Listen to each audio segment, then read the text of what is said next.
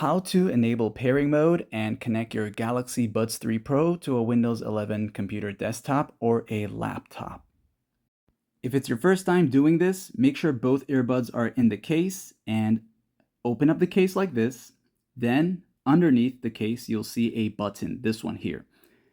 You're going to hold down the button of that Buds 3 Pro case and hold it down until you see the green, red, blue blinking lights like this here.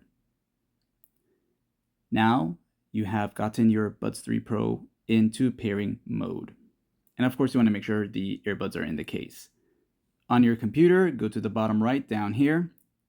You'll look for the Bluetooth toggle. There's an arrow. Click on that arrow there.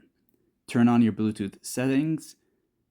And within the Bluetooth settings, you will look for Samsung Buds 3 Pro, or if you have previously named it on another device, the name will show up there. So when you see it, this will show up here. Then you'll go ahead and click on Connect, this one right there. Once you click on Connect, it'll show connecting. Then it'll tell you it's connected.